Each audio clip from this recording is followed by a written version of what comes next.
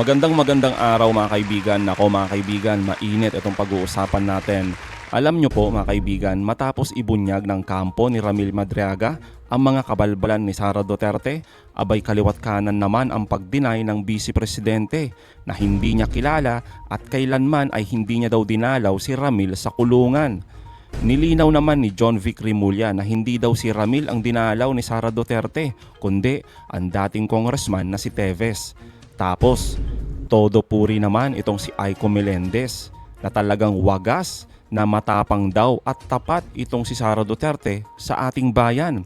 Kaya naman, sinampal ng katotohanan ang kampo ng Makadilis at ang malaking tanong, bakit mahirap paniwalaan ang mga dahilan ni Sara Duterte?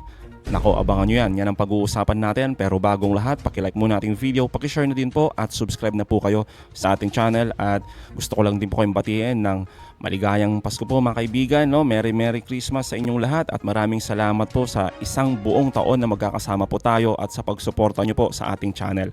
Maraming salamat po. Unahin na po muna natin ito mga kaibigan.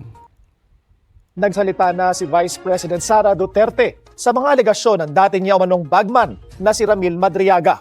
Paniwala ng bise, isa lang tangka para madiskaril ang kanyang posibleng pagtakbo sa 2028 ang paglutang ni Madriaga. Ayon kay Madriaga, suportado umano ng mga pogo at drug lord ang political campaign ni VP Sara. Pero giit ni Duterte, wala namang ipresentang pruweba si Madriaga.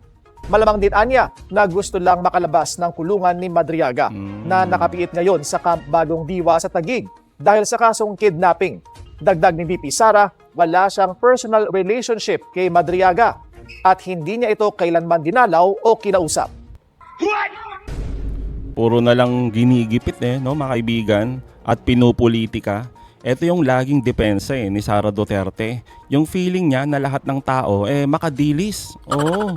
Yung feeling na sobrang lakas niya mga kaibigan at sure win na siya, no? Siguradong panalo na siya sa pagkapangulo sa 2028. Oo, talagang ambisyosa mga kaibigan no? At isa pa mga kaibigan madami ang naniniwala dito kay Ramil Madriaga kaysa dito kay Sara Duterte. Dahil mga kaibigan, yung statement kasi ni Madriaga ay under oath.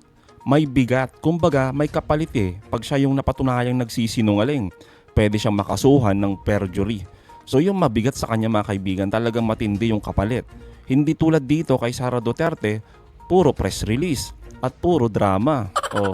Tapos yung sinasabi niya mga kaibigan na hindi niya daw kilala si Madriaga. Well, tingnan nga natin to mga kaibigan, yung trending ngayon, yung panahon ng kampanya na video nito.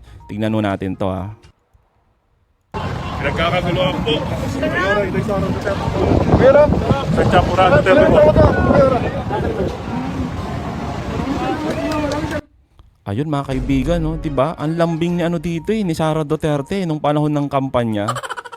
Sir Ram, 'di ba? Mga ganun-ganun pa siya mga kaibigan. Ang lambing talagang kalmado at yung tipong kilala niya talaga. Yung feeling close sila, tapos talagang magkakilala. Pero sabi nga ni Sara mga kaibigan, hindi daw sila magkakilala. 'Di ba? Inabutan pa nga ng watawat ng Pilipinas, tapos nagti-thank you sila sa isa't isa. Pero mga kaibigan, sabi ng mga makadilis, hindi daw yan si Ramil Madriaga. Gumagawa lang daw ng kwento itong mga galit kay Sara Duterte. Well, alam niyo mga kaibigan, napakasimple lang Yung ganyan na angle mga kaibigan ng video na yan, kitang-kita naman mga kaibigan na si Sara ay nag-abot ng isang watawat doon sa isang lalaki. Ngayon mga kaibigan, pananiniwalaan ng lahat na itong lalaki na ito ay si Ramil Madriaga. Eto mga kaibigan kasi nakatalikod. Ngayon, puntahan natin yung harap. Si Ramil ba yan? O baka iba naman? Tingnan natin. Ayun mga kaibigan. Huling-huli. Di ba? Si Ramil Madriaga at si Sara Duterte. Ang ganda. Yan po yung angulo. Yung harap. Kapag ito yung titignan natin. Ito naman yun mga kaibigan, yung harap. So, dyan pa lang mga kaibigan, kitang-kita naman si Ramil Madriaga yan at si Sara Duterte. Talagang magkakilala. Tapos mga kaibigan, sinasabi nila na hindi daw kilala ni Sara Duterte yan. Kung hindi kilala, ano to? Yan Isang Zoom meeting mga kaibigan, di ba? Tapos mga kaibigan, naka-Zoom meeting si Ramil Madriaga kasama si Sara Duterte. Yan ba yung hindi kakilala? 'Di ba?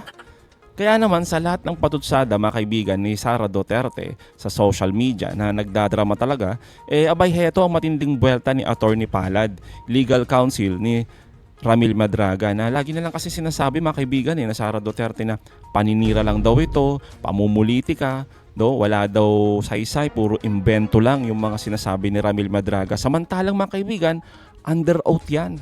Si Sara Duterte, puro press release. Kaya ito mga kaibigan, real talk madala dito sa Vice Presidente natin galing kay Attorney Palad. Hindi niya hinaharap yung issue na ibinato sa kanya. So yung reason kasi na everything is politics, yun ang lagi ang sinasandala niya. Yun nga Dahil nga, siyempre politiko siya, talagang lahat ng sasabihin niya, lahat politika. Pero malinaw naman po yung, doon sa pagkakabasa ko doon sa statement niya, itinatanggi niya yung personal na pagkakakilala. Correct. Napatunayan namin magkakilala talaga sila. May kumakalat na video footage kahapon. Correct. Makikita mo doon sa pagsalubong sa kanya during the campaign noong February 6 or 7, 2022. Siya pa ito naghahanap kay Ramil Madriaga, ang tawag pa nga niya, Sir Ram. So, nandun pa yung paggalang, makikita mo doon na kinuha niya yung watawat doon sa isang supporter, tapos sabi niya, Sir Ram, malambot pa yung pagkakasabi nun. Tapos sabi ng mga supporter, Kuya Ram, hanap ka ni Mayora. So, Totoo. yung video footage na yun, isa lang yun sa pinangahawakan namin to establish yung relationship.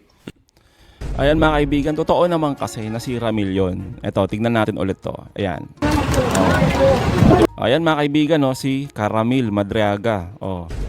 Siya po yan, yung nakahawak ng watawat na yan. So, hindi talaga pwedeng sabihin na hindi sila magkakilala. So, dyan pa lang sa video na yun mga kaibigan 'di ba? Malinaw na magkakilala sila. Pero, syempre, alam naman natin yung vice presidente natin, ganun talaga. Maraming mga pag-deny. Malinaw naman yan mga kaibigan, si Ramil Madraga yan. Mga panahon na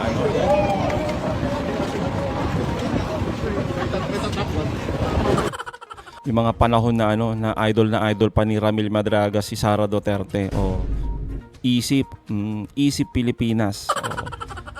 Yan yung hindi mo ginamit, Ramil. Yung isip na yan nung panahon nyo. Dapat nag-isip ka na mabuti bago mo sinuportahan si Sara Duterte. Yan tuloy.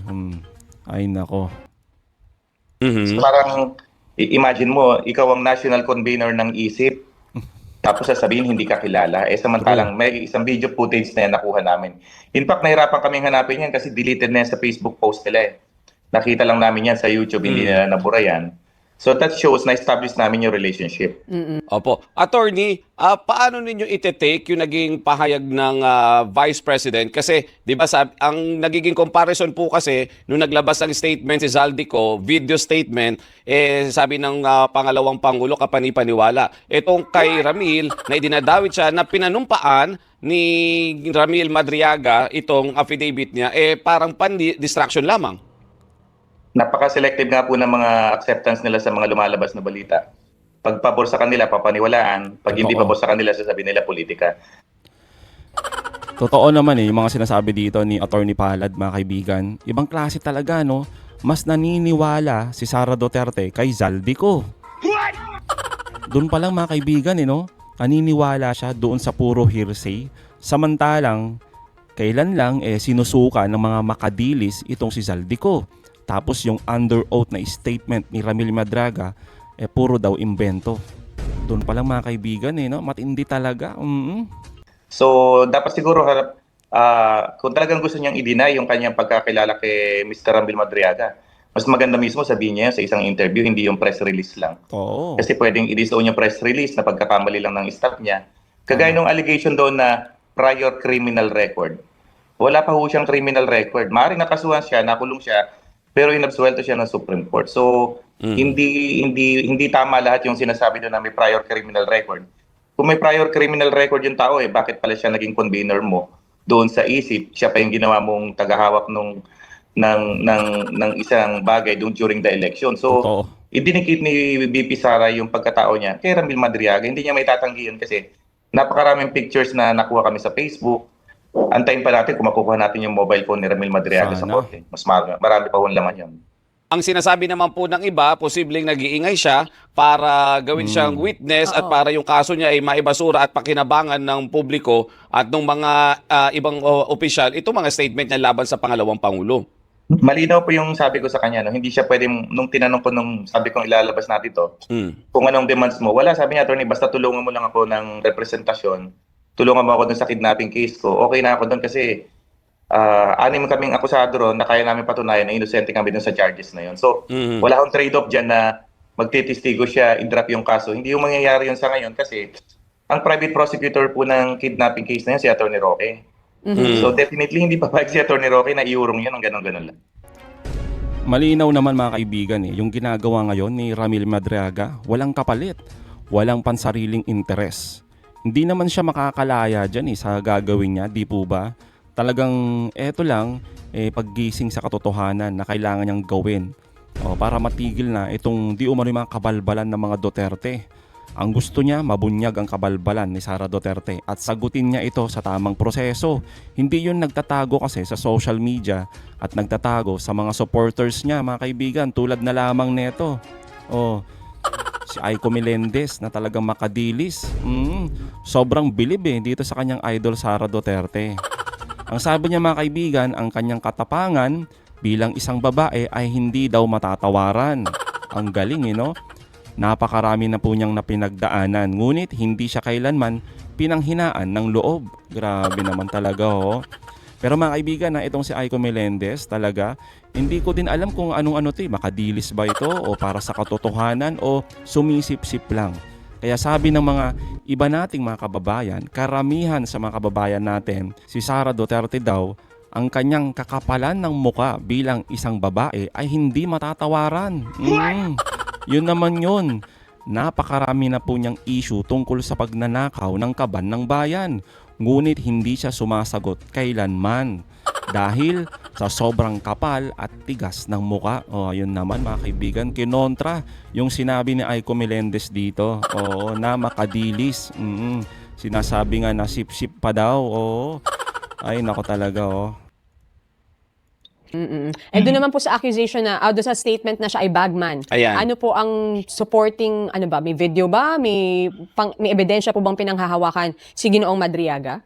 According to him, yung kanyang mobile phone na binigay ni former President Duterte is nasa korte. Doon daw talaga nakalista meron siyang ginawang diary doon ng lahat ng kanyang lakad at mga pictures ng pick-up ng pera, deliveries ng pera, kinukunan niya. So, that's why we requested the Ombudsman and the NBI to request the court to conduct forensic examination ng kanyang 3 mobile phone. So, mulat po kami sa Ombudsman at sa NBI and hopefully through the power ng subpoena ng Ombudsman, baka ma-secure yung mobile phone na yun at ma-forensic examine po. Sana. Attorney, tama ba, consistent yung sa sinasabi ni Ramil na ang Vice President tumanggap ng mga donasyon ng kampanya mula sa mga Pogo money?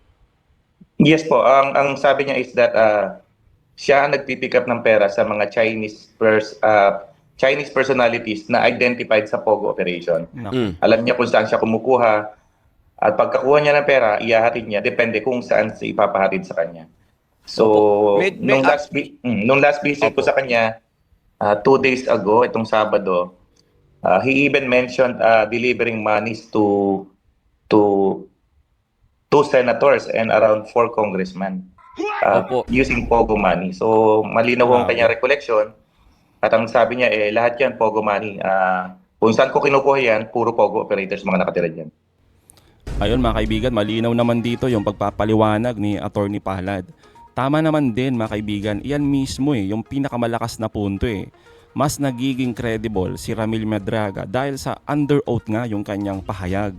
Hindi ito simpleng opinion lamang mga kaibigan Samantalang itong si Sara Duterte ay puro press release.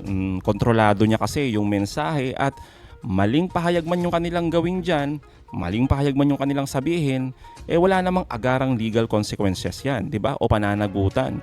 Pero kay Ramil mga kaibigan, ang daming nakataya. Samantalang si Sara Duterte ay isa sa pinakamakapangyarihan na tao sa bansa, may kontrol sa naratibo, may impluensya at may kakayahang mag-frame ng kwento na pabor sa kanya. So mga kaibigan, sa tingin ninyo, sino nga bang mas credible dito?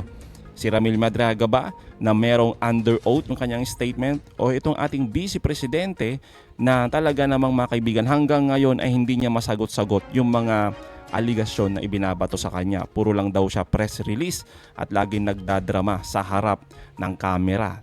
O tapos kung may mga kaso at may mga binabatong impeachment, ang lagi niyang rason, pinupolitika siya at ginigipit.